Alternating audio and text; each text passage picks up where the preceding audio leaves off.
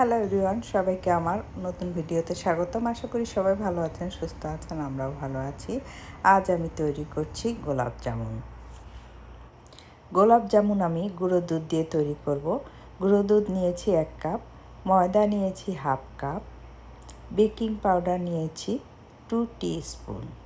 সবগুলো উপকরণ সুন্দরভাবে মিক্স করে একটা সাইডে রেখে দিব। অন্য একটি পাত্রে রুম টেম্পারেচারে রাখা 2টো ডিম,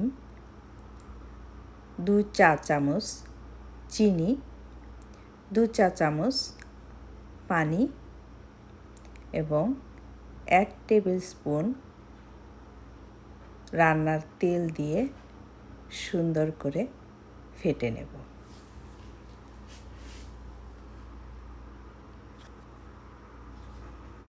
এরপর ডিমের এই মিশ্রণটা দিয়ে পাউডার দুধের একটা ডো তৈরি করে নিতে হবে।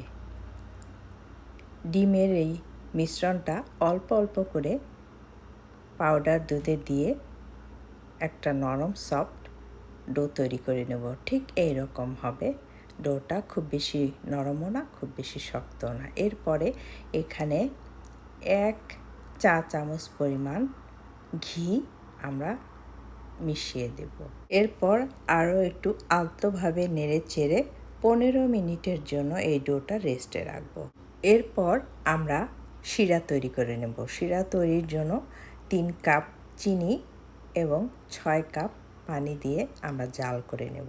আর শিরাতে আমরা এলাচ ব্যবহার করতে পারি সুন্দর একটা সুগন্ধি আসার জন্য, বা অনেকে গোলাপ জল ব্যবহার করে, সেটাও আমরা করতে পারি।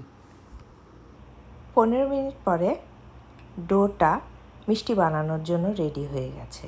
তো প্রথমে আমি ঘি দিয়ে হাতটাকে একটু তেলতেলে করে নেব। তারপরে আমি একটু একটু করে সেই ডো থেকে নিয়ে এরকম বল তৈরি করব। এই যে দেখুন, এভাবে আমি একটু বাটার বা ঘি মাখিয়ে নিচ্ছি, তারপরে আমি বল করছি। তো এটা করলে সুবিধা হয় যে সুন্দর মতো খুব তাড়াতাড়ি বলগুলো করা হয়ে যায়।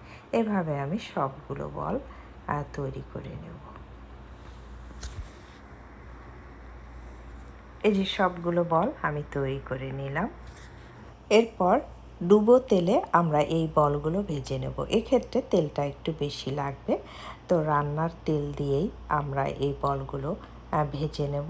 তারপরে আমরা এই তেলটাকে অন্য রান্নার কাজেও ব্যবহার করতে পারি। তেলটা একটু কুসুম কুসুম গরম হওয়ার পরে আমি সবগুলো বল এভাবে দিয়ে দিচ্ছি। আর এরকম কুসুম কুসুম গরম থাকতে দিতে হয়, তাহলে কোনো বাবল উঠে না। তো এই যে এরকম আমি গোল্ডেন ব্রাউন করে ভেজে নিচ্ছি।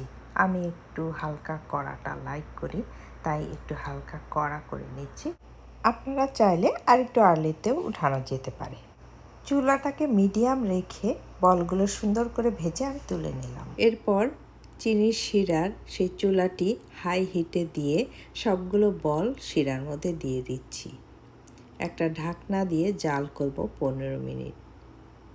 এই সময়ে কাভারটা খোলা যাবে না। যদি উতলিয়ে পড়ার মতো হয়, অল্প একটু খুলে আবার দিয়ে দিতে হবে। এই যে 15 মিনিট জাল করার পরে আমার মিষ্টি রেডি।